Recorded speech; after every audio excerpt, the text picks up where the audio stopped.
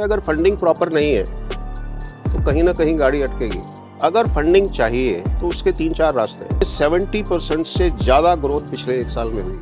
आपके बिजनेस की जो रियल वैल्यू है वो आपको तब पता चलती है जब आप आईपीओ के लिए जाते हैं। कहीं से भी लोन लेंगे आपको पैसा वापस करना पड़ेगा। आईपीओ का पैसा आपको वापस नहीं करना है।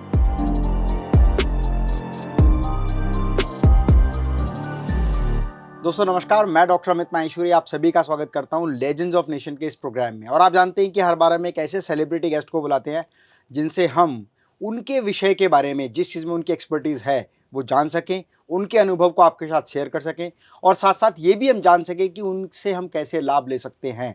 तो आज हमारे साथ में स्पेशल गेस्ट हैं सीए DM अग्रवाल साहब, जो IPO के लिए एक्सपर्ट माने जाते हैं। पूरे इंडिया की हज़ारों ऐसी कंपनी जिनके लिए IPO पर आपने कंसल्टिंग किया सर, आपने काम किया है और उन स्मॉल स्केल बिजनेस को लार्ज स्केल बिजनेस तक आप लेकर गए हैं। बिल्कुल। तो सर आज मैं सबसे पहले तो आपका बहुत बहुत हार्दिक स्वागत करता हूं। और माय प्लेजर।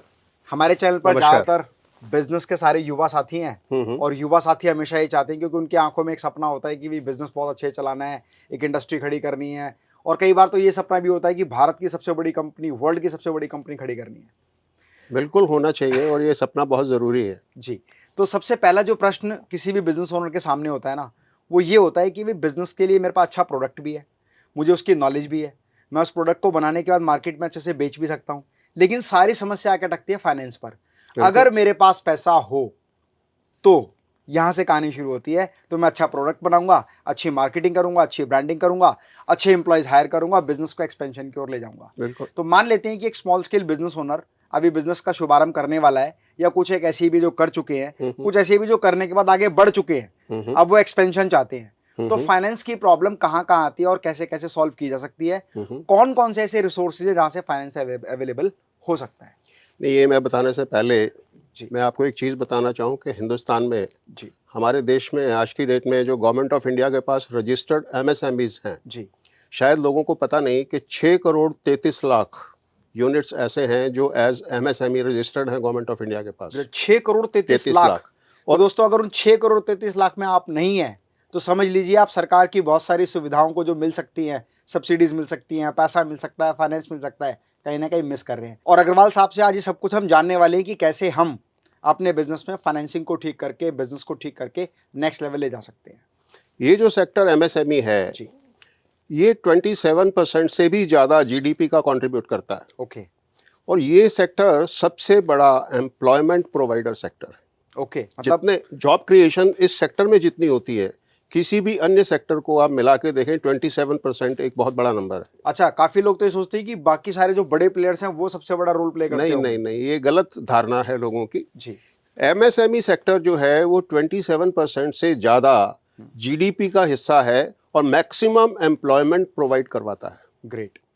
मगर इसके बावजूद अभी पीछे एक सर्वे हुआ कंसोर्शियम ऑफ इंडियन इंडस्ट्रीज का, ओके उसका रिजल्ट बड़ा शॉकिंग था कि अराउंड 72% जो ये इंडस्ट्रीज हैं MSMEs, जी आइदर या तो वो स्टेगनेंट हैं, आगे बढ़ नहीं पा रही हैं, और या फिर वो लॉसेज में हैं।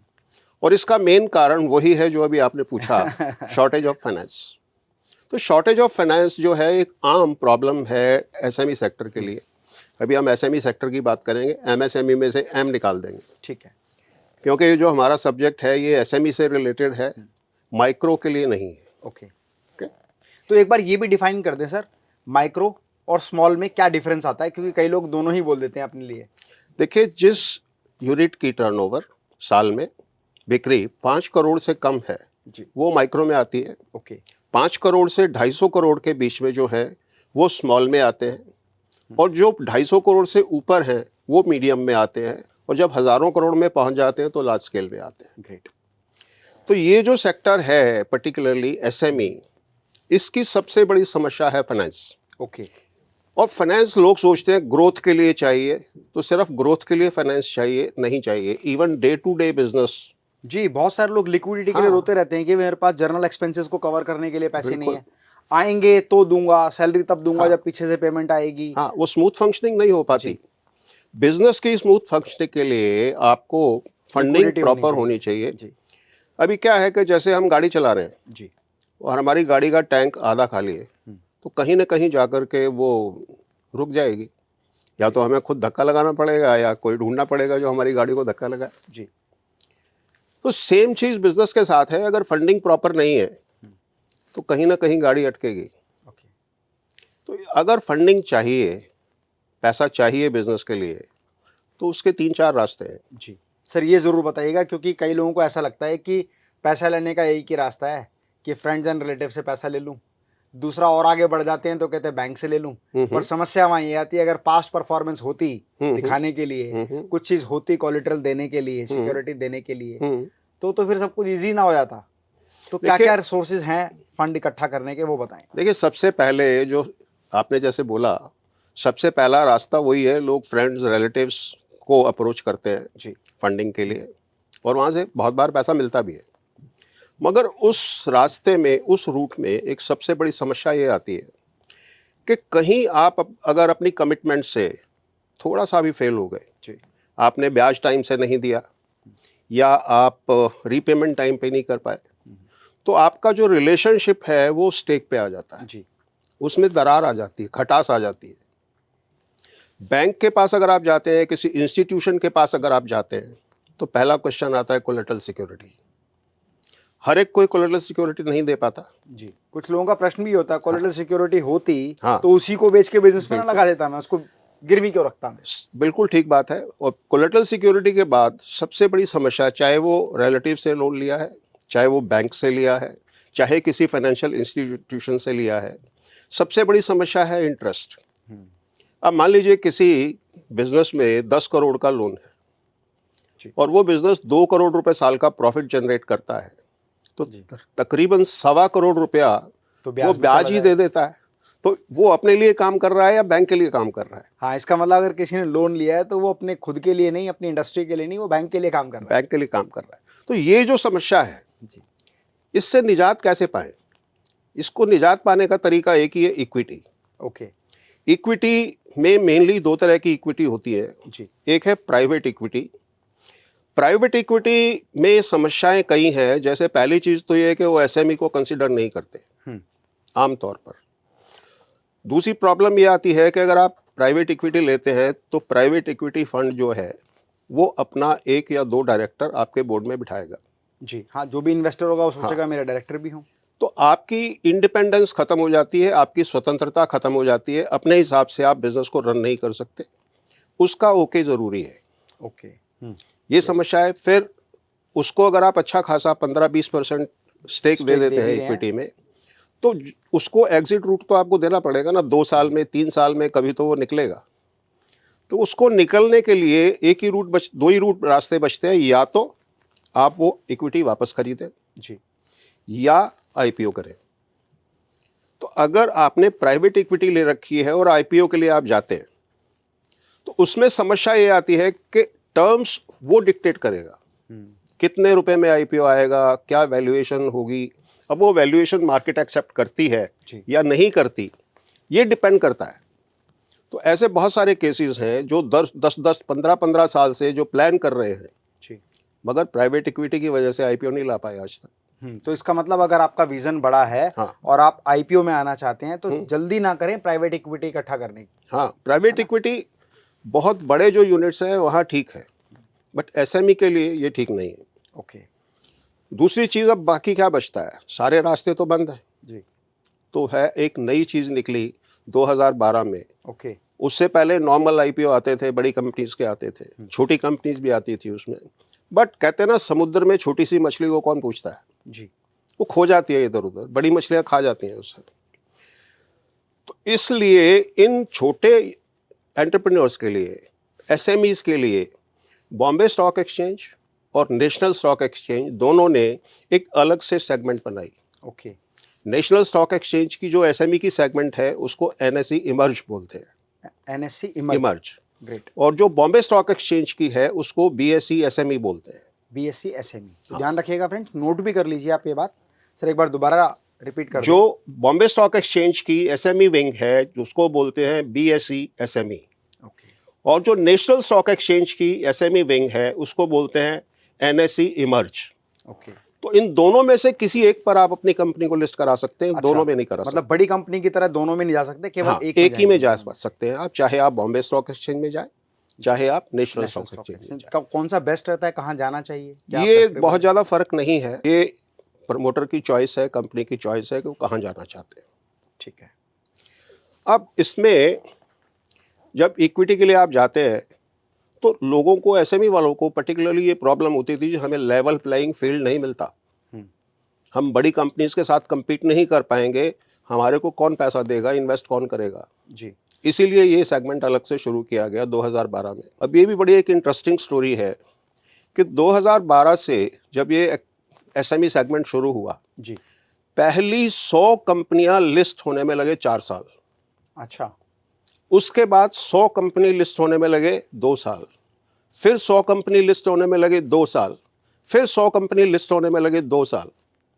ये बिल्कुल स्लो स्लो स्लो चलता रहा। 2022 में एक ही साल में 107 कंपनियां आई आईपीओ लेकर, और आपको ताज्जुब होगा इस साल में 2023 में अब तक 136 कंपनियों के एसएमई के आईपीओ आ चुके हैं। ग्रेट। और ईयर एंड तक उम्मीद है कि 200 का नंबर क्रॉस हो जाएगा। अच्छा, मतलब ये एक्सपोनेंशियल ग्रोथ से जी हाँ। ये भी बढ़ रहे हैं, जी हाँ। एमएसएमई मतलब एसएमई भी फंडिंग के लिए आईपीओ एसएमई में आ रहे आईपीओ हैं। बढ़ रहे हैं। ग्रेट। अगले साल उम्मीद ये की जाती है कि 300 से ज्यादा एसएमई आईपीओ मैं तो कहूँगा सर उसमें एक बहुत बड़ा श्रेय आपको भी जाता है, क्योंकि आप रेगुलर बिजनेस ओनर को गाइड करते हैं, उनको ट्रेन करते हैं, उनको बताते हैं, उनको समझाते हैं, उनका मार्गदर्शन करते हैं और हैंड होल्डिंग सपोर्ट के साथ जी हाँ, उनको आगे लेकर जाते हैं कि आप करो। बिल्कुल। वो सब एसएमई सेक्टर के लिए ही हमारा एक प्रयास है, जी। और इस सेगमेंट को प्रमोट भी कर रहे हैं हम, जी। जिससे एसएमईज का, जो छोटे उद्यमी हैं, उनका बेनिफिट्स भी है। तो दोनों वे में, इन ए वे हम अपने तरफ से छोटा सा सहयोग देश के देश को उन्नति भी में। सपोर्ट कर रहे हैं। जी हाँ। ग्रेट। तो इक्विटी का जो रूट है एसएमई का, ये प्रेफरेबल है और इसी पे जाना चाहिए। जी। तो इसके क्या नॉर्म्स हैं, क्या तरीका है, क्योंकि एक स्मॉल स्केल बिजनेस ओनर को भी कुछ भी आइडिया नहीं है कि फर्स्ट स्टेप क्या होगा। सर मेरी कंपनी है कि सपोज मेरा 30 लाख का टर्नओवर है, 50 लाख का है, क्योंकि जब आईपीओ के बारे में सोचते हैं ना तो आती है 1000 करोड़, 500 करोड़, 10,000 करोड़, 1 लाख करोड़। तो उनके मन का ये प्रश्न है कि सर मुझे आप बता रहे हैं, मैं समझ तो पा रहा हूँ, पर मेरी कंपनी तो है ही कितने की, 50-60 लाख रुपए की कंपनी है। तो क्या फर्स्ट स्टेप है, क्या क्या उनको काम करना है, कैसे उसकी तैयारी करनी है, और कौन कौन से स्टेप्स हैं, क्या प्रोज एंड कॉन्स हैं, ये भी जरूर बताएं। देखिए, इसमें जो स्टॉक एक्सचेंज की तरफ से बेसिकली सारे रूल सेबी ने बनाए हैं, जी। पर एसएमई आईपीओ के अप्रूवल के लिए सेबी में नहीं जाना पड़ता। अच्छा, मतलब सेबी से रजिस्टर नहीं होना। नहीं, सेबी ने रूल्स बना दिए, वो रूल्स अप्लाई करता है स्टॉक एक्सचेंज। ओके। तो आपने नेशनल में जाना है या बॉम्बे स्टॉक एक्सचेंज में जाना है, तो वही सेम रूल्स फॉलो करते हैं। ओके। इसमें जो कंडीशंस हैं, सबसे पहली कंडीशन ये है कि आपके बिजनेस को 3 साल का ट्रैक रिकॉर्ड होना चाहिए। ओके, 3 साल की फाइनेंशियल रिकॉर्ड उसका पूरा होना 3 चाहिए। साल से बिजनेस आपका चल रहा होना चाहिए। ठीक है। दूसरी कंडीशन ये है कि पिछले 3 साल में से कम 1 साल में प्रॉफिट होना चाहिए। ओके। तीसरी कंडीशन ये है कि जो प्रमोटर्स हैं, जी। उनमें पिछले 1 साल में कोई मेजर चेंज नहीं होना चाहिए। ठीक है। अगर कोई मेजर चेंज हुआ है तो उसके बाद, उस डेट के बाद 1 साल वेट करना पड़ेगा। ओके।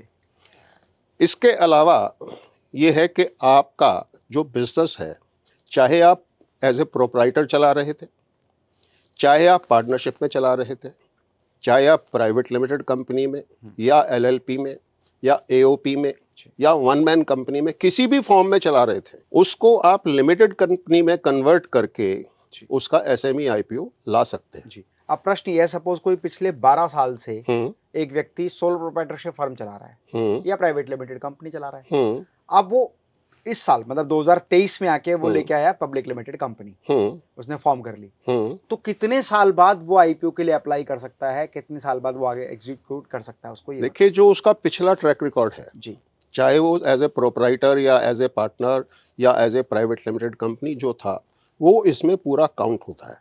अच्छा, मतलब पास्ट परफॉर्मेंस जो उसकी सोल वो पूरी कंसिडर होगी। पूरी कंसिडर होगी। हाँ, अभी होता क्या है कि जब आईपीओ प्लान किया जाता है, जी, मोस्टली कंपनियां लिमिटेड में ये प्लानिंग के ड्यूरेशन में ही कन्वर्ट करती हैं, उससे पहले ज़्यादातर नहीं करती। जी, तो ये इसमें कोई समस्या नहीं है कि जी हाँ, मेरी तो प्राइवेट लिमिटेड कंपनी थी या मेरी पार्टनरशिप थी या मेरी सोल प्रोप्राइटर थी, कोई दिक्कत नहीं है।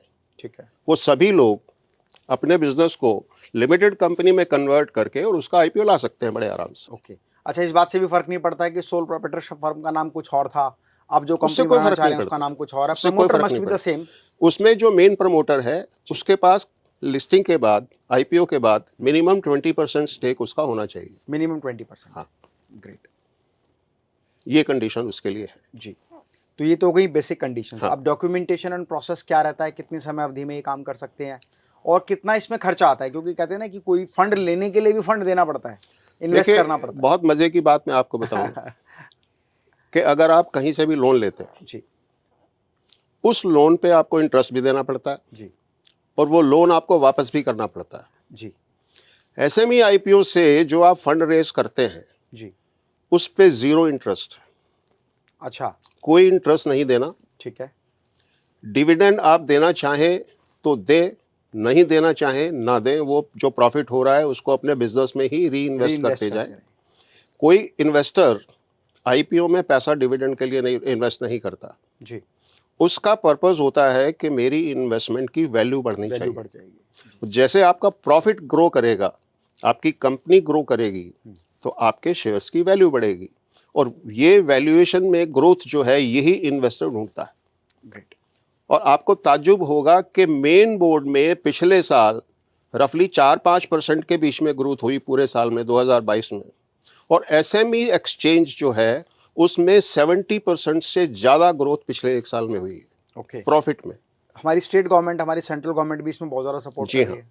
इसमें एक चीज़ मैं और बता दूं कि बहुत सारे स्टेट गवर्नमेंट्स जी अपनी तरफ से एसएमई आईपीओ का जो खर्चा होता है उसमें कुछ अपना कंट्रीब्यूशन, अंशदान कह सकते हैं आप, के रूप में सब्सिडी भी देती है। कोई स्टेट 5 लाख देती है, कोई स्टेट 10 लाख देती है। अभी सर मैंने एक रिसेंट वीडियो बनाया था, उसमें बताया था कि भाई कौन कौन से टॉप 10 ऐसी स्टेट्स हैं जहां पर स्टेट गवर्नमेंट सेंट्रल गवर्नमेंट के साथ मिलकर भी कौन कौन सी अच्छी स्कीम लेके आ रही है ताकि वहां पर इंडस्ट्रियल रेवोल्यूशन आए बिल्कुल आ रहे हैं, और वहां पर सेटअप लगे, लोग जाएं बिल्कुल उस आ शहर रहे में काम करने के लिए। हैं। इसी में से एक हिस्सा ये है कि वो जी। एसएमई आईपीओ का जो खर्चा है आईपीओ का, जी। उसका कुछ पार्ट गवर्नमेंट अपनी तरफ से सब्सिडी के तौर पे देती है। जी। और बहुत सारी स्टेट में ये है। ये तो बात रही कि सर आईपीओ अगर लेकर आते हैं तो ये हमें फायदे हो सकते हैं कि हमारे पास फाइनेंशियल पावर बढ़ जाएगी, हमारे शेयर की वैल्यू बढ़ जाएगी, कंपनी का वैल्यूएशन बढ़ जाएगा। अब कंपनी का वैल्यूएशन काउंट कैसे होता है? देखिए, मैं आपको बताऊं, इसमें लोग आमतौर पर धारणा ये रखते हैं जी कि आईपीओ का मतलब है फंड रेजिंग, जी लोगों से अपने बिजनेस के लिए पैसा इकट्ठा करना। वो सिर्फ एक पार्ट है। ओके। इसके दो पार्ट और हैं जो लोगों को पता ही नहीं है। पहला है कि आप कई साल से बिजनेस कर रहे हैं, 3 साल से, 5 साल से, 10 साल से, कोई बिजनेस 15-15, 20-20, 30-30 साल से चल रहे हैं। जी इतने लंबे समय में आपने जो मेहनत की, अपने बिजनेस को इस लेवल तक पहुंचाया, तो उसकी एक्चुअल वैल्यू आपकी बैलेंस शीट में नजर नहीं आती कहीं। ओके। आपकी बैलेंस शीट सिर्फ आपकी बुक वैल्यू दिखाती है। जी आपके बिजनेस की जो रियल वैल्यू है वो आपको तब पता चलती है जब आप आईपीओ के लिए जाते हैं। ओके। और आईपीओ के लिए जो वैल्यूएशन, एसएमई आईपीओ में खास तौर से जो वैल्यूएशन होती है वो आपके प्रॉफिट पे डिपेंड करती है। जितना आपका प्रॉफिट है उसका कितना गुना आपके बिजनेस की वैल्यूएशन। कौन सा profit sir? Gross profit, net profit, net profit after tax? Profit after tax. Profit after tax, हाँ। जितना भी उन्होंने टैक्स सबमिट किया उसके बाद जो नेट जो प्रॉफिट नेट निकला है। प्रॉफिट बचा टैक्स देने के बाद, जी उसका आज की डेट में रफली 10 से 12 गुना जी। आपकी कंपनी की वैल्यू मानी जाती है। ओके। और अगर कोई ग्रोइंग सेक्टर है, जैसे एआई है या जी। ड्रोन्स है या सॉफ्टवेयर डेवलपमेंट है जी या सोलर है या अल्टरनेट एनर्जी है या ग्रीन एनर्जी, इस टाइप के जो प्रोजेक्ट्स हैं, जी। वहाँ पर ये वैल्यूएशन 15 गुना भी हो सकती है। अच्छा, ये मतलब डिफाइंड है कि कौन कौन से सेक्टर में कितने जो गुना ग्रोथ, valuation जितना होगा। ग्रोथ का सेक्टर होगा, जिसमें आगे ग्रोथ की पॉसिबिलिटीज बहुत ज़्यादा हैं, जी उसमें वैल्यूएशन उसी हिसाब से मिलती है। ग्रेट। और ये वैल्यूएशन भी बहुत कंजर्वेटिव है, ये एक्चुअल वैल्यूएशन ये भी नहीं है। अच्छा। इसमें इतनी कंजर्वेटिव वैल्यूएशन होने का कारण है कि जो 2-3 बड़े इन्वेस्टर हर आईपीओ के साथ जुड़ते हैं, जी वो बाकी इन्वेस्टर्स की तरह, रिटेल इन्वेस्टर्स की तरह पहले दिन शेयर बेच के नहीं जाएंगे। जो रिटेल इन्वेस्टर है वो पहले या दूसरे दिन लिस्टिंग के वो बाद प्रॉफिट शेयर कमाएगा, बेच जैसे प्रॉफिट दिखेगा 10-5-15% जो मिलता है वो लेकर के निकल जाता है। बट ये जो लॉन्ग टर्म इन्वेस्टर्स हैं, जी वो कंपनी के साथ 2-2, 3-3, 4-4 साल जुड़े रहते हैं, अपनी इन्वेस्टमेंट को रखते हैं उसमें। जी। वो ये विजन लेके रखते हैं कि हमने इस कंपनी में इन्वेस्ट किया तो एक ग्रोइंग कंपनी है, जी। इस कंपनी की ग्रोथ के साथ जैसे ये कंपनी मल्टीप्लाई करेगी, हमारी कंपनी का भी जो इन्वेस्टमेंट है वो ग्रो होने लग जाएगा। वो दुगना, तिगुना, 4 गुना, 10 गुना हो जाएगा। जी। और ऐसे बहुत सारे उदाहरण मिलते हैं एसएमई में कि आईपीओ के टाइम मान लीजिए 50 करोड़ वैल्यूएशन की कंपनी थी, जी। वो एक ही साल में 500 करोड़, 600 करोड़ वैल्यूएशन की हो गई, 10 गुना से भी ज़्यादा एक ही साल में। तो ये सारा जो कमाल है इक्विटी का कमाल है। ग्रेट। इस तरह का ग्रोथ कोई भी बिजनेस में प्रॉफिट जनरेट करके नहीं कर सकता। इस तरह से एसएमई आईपीओ से वेल्थ क्रिएशन होता है।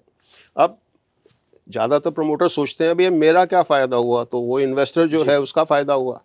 पर इक्विटी तो मेन प्रमोटर के पास भी है। जी हाँ, बिल्कुल सही आपने पकड़ा कि 25%, 26% आपने पब्लिक को दिया। जी।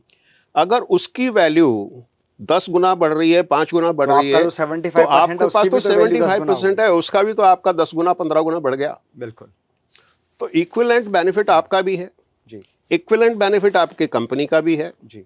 और इक्विवेलेंट बेनिफिट इन्वेस्टर का भी है। ये विन विन विन हर एक के लिए है। ग्रेट। अब सर ये बात रही कि भाई ठीक है, अगर आईपीओ लेकर आता है, सपोज वो एमएसएमई एसएमई में लिस्ट भी हो गया, अब उसका शेयर खरीदेगा कौन, उसे कैसे पता लगेगा? जनरली क्या होता है, प्रोडक्ट सेलिंग के लिए हमें 1-to-1 बायर के पास जाना पड़ता है, जो अभी कई बायर ऐसे भी हैं जो डायरेक्ट कॉन्टैक्ट करते हैं, तो ये बात शायद इसमें भी होगी। तो एक व्यक्ति ने अपनी कंपनी को लिस्ट तो करा लिया, अब वो ये चाहता है मेरी 25% इक्विटी कैसे बिकेगी, क्या मुझे घर घर जाके बात करनी पड़ेगी, मुझे मार्केटिंग करनी पड़ेगी, मुझे लोगों को बोलना पड़ेगा मेरे शेयर खरीदो, अपने रेडर्स को समझाना पड़ेगा, कैसे उसको काम करना पड़ेगा? देखिए आईपीओ में जो 25-26% स्टेक जो भी ऑफलोड करना है, डाइल्यूट करना है, या आप समझे बेचना है पब्लिक को, उसके लिए कंपनी को या प्रमोटर को कोई एफर्ट नहीं करना। ओके। क्योंकि जनरल पब्लिक नहीं है जो उस शेयर्स में इन्वेस्ट करेगी। जी। जो इन्वेस्टर्स क्लास है, जो निवेशक हैं, वो ही अपना पैसा लगाएंगे। अच्छा, जैसे आईपीओ में लिस्ट होगा तो निवेशक अपने आप उसमें इन्वेस्ट करना शुरू नहीं, कर लिस्ट देंगे। होगा इन्वेस्टमेंट के बाद। अच्छा। ये अलग एक सेगमेंट है, और इसमें क्या होता है कि हम लोग जब काम करते हैं किसी भी एसएमई आईपीओ में, तो हम 2-3 बड़े वेल नोन इन्वेस्टर्स को पहले जोड़ते हैं। ओके। तो जब 2-3 बड़े वेल नोन इन्वेस्टर्स का नाम जुड़ता है तो उनको देख करके बाकी इन्वेस्टर्स अपने आप खींचे चले आते हैं, क्योंकि वो अच्छा इन्होंने इसमें पैसा लगाया, इसका मतलब अच्छी कंपनी हम भी लगाएंगे। वो कहते हैं ना, राकेश झुंझुनवाला ने खरीदे टाइटन के शेयर, तो टाइटन के शेयर लोग खरीदने लग गए। जी हाँ। किसी ने वो कहा सेम- राकेश झुंझुनवाला अगर ब्राइटकॉम खरीदेंगे तो सारे ब्राइटकॉम खरीदना शुरू वही कर चीज यहाँ होती है कि 2 या 3 अच्छे इन्वेस्टर के जब नाम जुड़ते हैं तो बाकी पब्लिक अपने आप आती है, बाकी देंगे। इन्वेस्टर्स तो इन अपने आप आते इन्वेस्टर्स को कैसे अप्रोच किया जाता है, कौन अप्रोच करता हैं। है वो उनको? हम लोग अप्रोच करते हैं, ओके। इन्वेस्टमेंट बैंकर्स हैं, अंडर राइटर्स हैं, हम एज आईपीओ एडवाइजर्स, हम सब लोग मिल करके ये काम करते हैं। प्रमोटर्स को इसमें कुछ करने की ज़रूरत नहीं होती। प्रमोटर्स का काम सिर्फ ये है कि जहाँ इन्वेस्टर मीट की जाती है तो या तो ऑनलाइन होती है ज़्यादातर, तो उसमें जो बड़े इन्वेस्टर्स हैं उनको बुलाया जाता है, उन्होंने कोई क्वेश्चन पूछने, कोई उनके डाउट्स हैं तो इन्वेस्टर से बात करके वो क्लियर कर लेते हैं। और कुछ जो बड़े इन्वेस्टर कई बार वो ये भी चाहते हैं कि हम ये फैक्ट्री इनकी या ऑफिस जो है उसमें विजिट करें, उनसे 1-8 घंटा बैठ के बातचीत करें, उनके बिजनेस को समझें, उसके बाद ये काम हो जाता है। ओके। तो प्रमोटर को कहीं किसी को अप्रोच करने की ज़रूरत नहीं है, अपने किसी रिश्तेदार को, अपने किसी फ्रेंड को बोलने की ज़रूरत नहीं है ये मेरा आईपीओ आ रहा है, आप उसमें पैसा लगाइए। जी। ऐसा कुछ नहीं। ग्रेट। अब सर कहते हैं ना कि हर चीज़ किसी भी काम को करने के जब तरीके को हम समझते हैं तो या तो उसमें कुछ बहुत सारी विशेषताएं होती हैं या कई बार कुछ खामियां भी होती हैं जिनसे हमें बचना चाहिए। तो आप थोड़ा सा गाइड करें कि कौन सी ऐसी खामियां हैं जब हम आईपीओ लेकर आते हैं तो उस बिजनेस ओनर को फेस करनी पड़ती हैं। देखिए प्रो एंड कॉन्स की बात करते हैं उस पर आने से पहले जी मैं आपको कुछ चीज़ें और बताना चाहता हूँ कि होता क्या है कि जब आईपीओ आता है कंपनी का तो लोग सोचते हैं इसका फ़ायदा क्या है, हमें क्यों करना चाहिए जी। तो जब तक ये क्यों का उत्तर नहीं मिलेगा तो गाड़ी आगे बढ़ती नहीं है जी।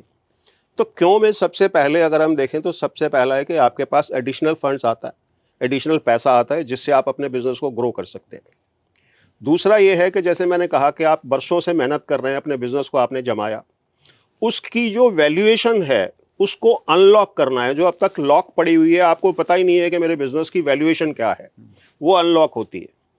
तीसरा ये है कि जो अभी मैंने एग्जांपल दिया कि बहुत सारी कंपनीज ऐसी हैं कि जो लिस्टिंग के बाद एक ही साल में या कुछ ही महीने में उनकी वैल्यूएशन 5 गुना, 10 गुना, 12 गुना बढ़ जाती है। तो दैट इज के वेल्थ क्रिएशन इस तरह से होता है कि आपका शेयर मान लीजिए 50 रुपए में आया और वो एक साल के अंदर 500 रुपए हो गया, तो आप अपने बिजनेस में 10 गुना प्रॉफिट नहीं एक साल में कमा सकते। जी, लेकिन प्रश्न ये उठता है कि जब तक इक्विटी होल्डर ने अपनी इक्विटी डाइल्यूट ही नहीं की, हम्म तो कहते हैं ना कि कई बार क्या होता है कि लोग जिस मकान में रह रहे हैं, हम्म सपोज की वैल्यू 1 करोड़ थी, वो 5 करोड़ हो गई, उसको दिल को खुशी तो हो गई, यार मेरा मकान 5 करोड़ का हो गया। लेकिन क्या उसने बेचा? जब तक वो इक्विटी डाइल्यूट ही नहीं करेगा तो फंड रेज कैसे कर लेगा बाकी? देखिए, इसमें ऐसा है कि अगर आपने आईपीओ के टाइम जी 25% स्टेक डाइल्यूट किया, 25% शेयर्स बेचे जी और उसके एक साल में आपकी कंपनी का वैल्यूएशन हो गया 10 गुना, जी आपको फिर ग्रोथ के लिए पैसा चाहिए, तो अगली बार आप सिर्फ 5% शेयर बेचेंगे जी और आपको 5% बेच करके जितना अभी 25% में मिला उससे दुगना पैसा ये फिर इसी आप बात का रेस कर सवाल है सकते हैं। दोस्तों कि अगर आपकी बिल्डिंग 100 गज की है और उसकी वैल्यू बढ़ गई है 1 करोड़ से 5 करोड़ हो गई है, तो 1 करोड़ में कहाँ पूरी बिल्डिंग बेचते, हाँ, अब आप एक फ्लोर बेच के बाकी बिल्डिंग की वैल्यू को यूज कर सकते नहीं, यहाँ फ्लोर भी बिक नहीं रहा है, वो हिस्सा भी बिक नहीं रहा है। हैं। जी वर्चुअली तो पूरा कंट्रोल बिजनेस आप ही के पास है। जी आपके बिजनेस का कंट्रोल कहीं नहीं जा रहा है, जी वो सिर्फ एक नाम के लिए हिस्सेदारी है उनकी। वो कहीं आपके बिजनेस में इंटरफेयर करने वाले नहीं है। जो भी इन्वेस्टर हैं आपको कहीं आके कुछ पूछेंगे नहीं कि हाँ जी ये क्या कर रहे हो, आप क्यों कर रहे हो, नहीं पूछने वाले। आपसे पैसा वापस भी नहीं मांग सकते हो। जी बैंक से आप लोन लेंगे, कहीं से भी लोन लेंगे, आपको पैसा वापस करना पड़ेगा। जी आईपीओ का पैसा आपको वापस नहीं करना है। आप बिजनेस चलाते रहिए, वो पैसा आपके बिजनेस का है, उसी को ग्रोथ के लिए यूज़ करिए। जी एक मज़ेदार बात आपको और बताता हूँ, बहुत सी कंपनीज ऐसी हैं कि जिनका आईपीओ आता है उससे पहले वो अपने एक लिमिटेड सर्कल में या अपने छोटे से एरिया में ही लोग उनको जानते हैं, या अपनी इंडस्ट्री में ही लोग उनको जानते हैं, जी या अपनी स्टेट में ही लोग उनको जानते हैं। पर जैसे ही आईपीओ अनाउंस होता है तो अचानक से दूसरी स्टेट से भी उनको बिजनेस आना शुरू हो जाता है, जी नए कस्टमर्स आने शुरू हो जाते हैं, क्योंकि अवेयरनेस फैलती है। जब आईपीओ आता है तो जो बिजनेस चैनल्स हैं वो आपके बारे में बात न्यूज़ करते दिखाते हैं। बहुत सारे बिजनेस वेबसाइट्स हैं जैसे मनी कंट्रोल है और बहुत सारी हैं, वो आपके बारे में लिखते हैं। तो क्या सब ये पीआर पेड बेसिस पर होता है या ये खुद भी इस चीज को प्रमोट करते हैं कि ये कंपनी का आईपीओ है? ज़्यादातर ये फ्री होता है, कुछ चैनल्स हैं जहां खर्चा लगता है। ओके अगर आप ऐड देना चाहें अलग बात है, आप विज्ञापन दे के कुछ भी कर सकते हैं, पर ये विज्ञापन के बिना ही जी आपका, अगर कंपनी अच्छी लगती है उनको तो वो आएंगे, आपका इंटरव्यू भी करेंगे, आपकी कंपनी के बारे में न्यूज़ में अपने बताएंगे भी, तो आपको फ्री पब्लिसिटी मिल रही है, जिसके लिए लोग करोड़ों रुपया खर्च करते हैं। और इस तरह से बिजनेस ग्रोथ भी इससे होता है। जी अब ये सारी चीज़ें जब बेनिफिट हैं, इसके अलावा लिस्टिंग होने के बाद 1 साल का लॉक इन है। अपने शेयर आप 1 साल तक ना तो कहीं प्लेज कर सकते, ना गिरवी रख सकते, ना बेच सकते। पर 1 साल पूरा होने के बाद अगर आपको थोड़े बहुत फंड्स की इमीडिएट ज़रूरत है तो आप अपना 1% 2% हिस्सा जी शेयर्स का वो मार्केट में बेचिए, अगले दिन पैसा आपके बैंक में आ गया। ग्रेट तो ये एक तरह से ऐसी बात है कि आप करेंसी नोट जेब में लेके घूम रहे हैं कि आपको जब ज़रूरत हुई तो आपने एनकैश कर लिया। हार्ड लिक्विडिटी आपकी हार्ड लिक्विड। दूसरी चीज़, ये जितने आपके शेयर्स हैं, जी ये शेयर्स ही कोलेटरल सिक्योरिटी बन जाते हैं। अपने शेयर्स के अगेंस्ट भी आप बैंक से लोन ले सकते हैं, एनबीएफसी से लोन ले सकते हैं। ग्रेट लिस्टेड कंपनी को रेट ऑफ इंटरेस्ट भी थोड़ा कम पड़ता है और लिमिट्स भी ज़्यादा मिलती हैं। ओके तो हर तरफ से फ़ायदा ही फ़ायदा है। प्रॉब्लम इसमें नुकसान क्या आता है कि थोड़ी सी कंप्लायंस पड़ती है, जी और वो चीज़ें ऐसी कोई मुश्किल काम नहीं है कि जो करने में बहुत ज़्यादा परेशानी आती है। लिस्टिंग के बाद आपको एक फुल टाइम कंपनी सेक्रेटरी रखना पड़ता है कंपनी में, जिसको सीएस बोलते हैं आम भाषा में। उसके अलावा जितने आपके डायरेक्टर्स हैं उतने ही इंडिपेंडेंट डायरेक्टर्स आपको कंपनी में लाने पड़ते हैं। ओके वो इंडिपेंडेंट डायरेक्टर्स को कोई शेयर नहीं दिया जाता, शेयर होल्डर नहीं होते वो सिर्फ डायरेक्टर होते हैं। जब बोर्ड ऑफ डायरेक्टर्स की मीटिंग होगी, जनरल मीटिंग होगी, उसमें वो लोग आएंगे जी। और उसकी उनको सिटिंग फीस 15-20-25 हज़ार रुपए पर मीटिंग के हिसाब से। तो जो इंडिपेंडेंट डायरेक्टर होते हैं वो हाँ, कंपनी द्वारा ही खुद के अपॉइंटेड लोग होते हैं खुद के द्वारा या ये अपॉइंट कोई ऑर्गेनाइजेशन या नहीं, एक। कंपनी खुद ही अपॉइंट करती है, जी। मगर उनके परिवार से या उनके रिश्तेदारों में से नहीं हो सकते। अदर हाँ, फैमिली से हो सकते हैं। किसी और फैमिली से हो सकते हैं। ज़्यादातर केसेस में जो इंडिपेंडेंट डायरेक्टर हैं, जी। वो कोई टेक्निकल लोग होते हैं, या जैसे फाइनेंस का है कोई, या मार्केटिंग का है, या कोई टेक्निकल फील्ड से है। जी। उससे कंपनी की जो वैल्यूएशन है उसमें भी फर्क आता है, जी। कंपनी की जो इमेज है उसमें भी फर्क आता है। जी। उसका बोर्ड, जो कहते हैं ना इल्यूमिनरी, जी। तो ल्यूमिनरीज जब आते हैं तो फिर बोर्ड अच्छा बन एक जाता नेम है। फेम बनता है कि भाई इस कंपनी के जो डायरेक्टर्स हैं हाँ, वो ये डिग्निटरी वाले ये लोग हैं। डिग्नेटरी वाले टाइप। ग्रेट। तो ये इस तरह से रहता है। जी। अब सर इसके स्टेप्स क्या हो सकते हैं? ये तो हमने बात समझी कि भाई ठीक है ऐसे आईपीओ आना चाहिए, ऐसे काम करना चाहिए, ये प्रोसेस है। अब कोई व्यक्ति ने डिसाइड कर लिया कि ठीक है मुझे आईपीओ लेकर आना है, तो कौन से ऐसे कंसल्टेंट होते हैं या कहाँ से वो गाइडेंस ले सकते हैं या कैसे वो समझ सकते हैं या किस तरह से आप और आपकी ऑर्गेनाइजेशन उनको हेल्प कर सकती है, इसके बारे में थोड़ा सा बताएं। देखिए, हमारी जो कंपनी है, हमारा ब्रांड नेम है आईपीओ केयर। IPO care. हम फ्रॉम स्टार्ट टू फिनिश जी पूरी कंसल्टेंसी हैंड होल्डिंग करते हैं। जी। आपको कुछ भी करने की जरूरत नहीं है। आपके लिए मर्चेंट बैंकर भी हम ढूंढ के लाएंगे जो आपके लिए सूटेबल होगा। जी। आपके लिए हम बाकी सारी टीम, जिसमें के आपका रजिस्ट्रार ट्रांसफर एजेंट्स भी होगा, आपका लीगल एडवाइजर भी होगा, आपका स्टैट्यूटरी ऑडिटर जो सब्सीक्वेंट ऑडिट करता है, क्योंकि आपकी ऑडिटेड बैलेंस शीट भी दोबारा से ऑडिट होती है। ओके। स्टॉक एक्सचेंज पर्पस के लिए। फिर आपके लिए एडवर्टाइजिंग एजेंसी भी हम लेके आएंगे, आपके दूसरे और भी जो इंटरमीडियरीज हैं वो हम लेके आएंगे। एस्पा बैंकर्स कौन कौन से होंगे, किस बैंक में शेयर एप्लीकेशन आएंगे, वो सारा काम हम करवा के देते हैं। सीडीएसएल, एनएसडीएल की जो है रजिस्ट्रेशन होगी, आपके शेयर्स डीमैट होंगे, ये बहुत सारा प्रोसेस है। बट ये सारा प्रोसेस प्रमोटर्स को कोई हेडेक नहीं है। ओके। तो आपकी ऑर्गेनाइजेशन सारा का सारा हम लोग बाकी टीम के साथ मिलकर के ये काम करते हैं। अगर आपकी वैल्यूएशन 10 गुना हो गई, आपकी वैल्यूएशन कितनी भी हो सकती है, 5 गुना हो सकती है, 10 गुना हो सकती है, 15 गुना हो सकती है। आपको एक मजेदार किस्सा बताता हूं। 2021 में अप्रैल के महीने में एक कंपनी का आईपीओ आया, जिस कंपनी का नाम है ईकेआई एनर्जी। ईकेआई। हाँ जी। 18 करोड़ का आईपीओ ये कंपनी लेके आई जी। अप्रैल 2021 में। और आपको ताज्जुब होगा ये जानकर कि 9 महीने में जी इस कंपनी की वैल्यूएशन $1 बिलियन से ऊपर हो गई। जनवरी 2022 में ये कंपनी यूनिकॉर्न कंपनी बन गई। यूनिकॉर्न कंपनी वो होती है जिसकी वैल्यूएशन, मार्केट वैल्यू $1 बिलियन से ऊपर होती है। आज की डेट में $1 बिलियन का मतलब है 8,400 करोड़ रुपए। जी। तो ऐसा भी मैजिक इसमें होता है। 18 करोड़ से 8,400 करोड़ की देखिए कंपनी की वैल्यूएशन हो। मतलब 18 करोड़ का आईपीओ उन्होंने किया, 100 रुपए में शेयर अपना बेचा, जी। और 1 साल में वो 100 रुपए वाला शेयर जो है 10,000% से ज्यादा ग्रो हो गया। 10,000%। जी। इस कंपनी के शेयर मेरे पास भी है। ईकेआई बहुत बढ़िया कंपनी है। करीब करीब 20,000 शेयर है मेरे पास। बहुत बढ़िया, बहुत बढ़िया। आपका तो बहुत फायदा हो गया इसमें। एक ब्राइटकॉम कंपनी ने भी ऐसे ही किया। हाँ। ब्राइटकॉम एक ऐसी अकेली मेरी पोर्टफोलियो में कंपनी जो हर साल मुझे 15 से 18 लाख का प्रॉफिट देती है। बहुत बढ़िया।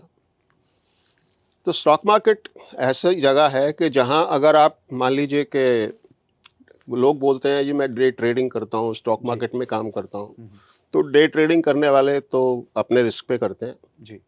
पर जो सीरियस इन्वेस्टर है वो असलियत में बहुत पैसा कमाते हैं। आपको शायद पता ही होगा कि विप्रो जी ऐसी कंपनी है जिसका आईपीओ 90 के आसपास आया था, 1990। हाँ जी। 100 रुपये का शेयर था, 100 शेयर की एप्लीकेशन 10,000 रुपये। और अगर वो शेयर आज तक किसी ने बेचे नहीं हो तो उस 10,000 की वैल्यूएशन आज 500 करोड़ से ज़्यादा है। जी। लोग सोचते हैं ये है क्या, कैसे होता है, क्या होता है। रिलायंस, धीरूभाई अंबानी ने जब रिलायंस स्टार्ट की 1977 में पहली बार आईपीओ इनका जो आया 4 करोड़ का आईपीओ था जी। और आज आप रिलायंस ग्रुप की वैल्यूएशन देखिए लाखों करोड़ में। बिल्कुल। तो प्रमोटर्स के लिए इससे अच्छा कोई रूट है ही नहीं। जी। आप अपने सारे सपने, अपने बिजनेस की ऊंचाई जहां तक आप सोच सकते हैं वहां तक आप इस रूट से पहुंच सकते हैं। हमारे इंडिया की एक प्रॉब्लम क्या है, जो स्मॉल स्केल बिजनेस ओनर है ना, अगर वो काम करता है 5 करोड़ का तो उसकी बुक्स में 50 लाख रुपए। प्रॉफिट ना दिखाकर उसको ख़त्म करके वो रिटर्न फाइल करता है 5 लाख रुपए की। 5 करोड़ का बिजनेस करने वाला आदमी 50 लाख की फाइल पे 5 लाख रुपए 10 लाख रुपए प्रॉफिट शो करता है, और जब बैंक में जाता है तो बैंक कहता है कि आपके 10 लाख के हिसाब से आपको हम ज़्यादा से ज़्यादा 25 लाख रुपए दे सकते हैं। ये वही चीज़ है दुर्भाग्य ना। है। मैं आपको बताऊं, देखिए ये एक बड़ा जटिल क्वेश्चन है, जटिल प्रश्न है। आपके पास दो रास्ते हैं। अब आप कौन सा रास्ता चुनते हैं ये आपकी इच्छा है। पहला रास्ता ये है कि आप अभी कम प्रॉफिट दिखाएं, टैक्स बचा लीजिए, खुश हो जाइए, पर अगर पकड़े गए तो क्या होगा। जी। उसके साथ साथ जब आप कम प्रॉफिट दिखाते हैं और अभी पैसा बचाते हैं तो आप आगे का अपना ग्रोथ का रास्ता, उन्नति का रास्ता बंद कर देते हैं। और अगर आप अभी तकलीफ उठाएंगे, टैक्स भरेंगे, प्रॉपर जितना आपका प्रॉफिट है वो दिखाएंगे, तो आपका ग्रोथ का रास्ता इतना खुलेगा जिसकी आप कल्पना नहीं कर सकते। जी। अपने बिजनेस को आप जहां तक ले जाना चाहें बड़े आराम से लेके जा सकते हैं। ग्रेट। तो सर बहुत अच्छी इन्फॉर्मेशन आपने शेयर की है। मैं पूरे विश्वास के साथ एक बात कह सकता हूँ कि जितने व्यूअर्स इस वीडियो को देखेंगे उनका माइंडसेट बिल्कुल चेंज हो जाएगा कि yes, this is the right way to generate good fund in a company, और एक्सपेंशन तक जाने के लिए बहुत सही रास्ता है। और मजे की बात एक और भी है बताएं सर। कि मेन बोर्ड पे अगर आप जाते हैं तो उसके लिए जो कंडीशंस हैं बहुत टफ है, पर आप एसएमई आईपीओ करके जी। बॉम्बे स्टॉक एक्सचेंज में 2 साल के बाद मेन बोर्ड पे माइग्रेट कर सकते हैं। ग्रेट। और नेशनल स्टॉक एक्सचेंज में भी पहले 2 साल था, अब कुछ महीने पहले उन्होंने इसको 3 साल कर दिया है। जी। तो अगर आप नेशनल स्टॉक एक्सचेंज में हैं तो जी। 3 साल के बाद आप मेन बोर्ड पे जा सकते हैं। ग्रेट। तो इसको मैं बोलता हूँ silk route to the main board. Great. और ये बहुत आसान रास्ता है। अगर आपने बाकी बड़ी कंपनीज के साथ अपने कंपनी का नाम देखना है तो 2 साल या नेशनल स्टॉक एक्सचेंज में 3 साल के बाद आप माइग्रेट कर सकते हो, और बड़े इजीली, बहुत आसानी से। उसके लिए बहुत मुश्किल कंडीशंस नहीं है। क्योंकि पास्ट परफॉर्मेंस आप 3 साल की जी दे हाँ। चुके हैं। जी हाँ। ग्रेट। बहुत बहुत शुक्रिया सर इतनी वैल्यूएबल इन्फॉर्मेशन शेयर करने का। दोस्तों, अगर कोई भी इन्फॉर्मेशन एसएमई आईपीओ से संबंधित आप चाहते हैं तो आप सर से डायरेक्ट कांटेक्ट कर सकते हैं। सर की कंप्लीट डिटेल आपको डिस्क्रिप्शन बॉक्स में मिल जाएगी। कोई भी प्रश्न हो आप कमेंट बॉक्स में प्रश्न भी लिख सकते हैं।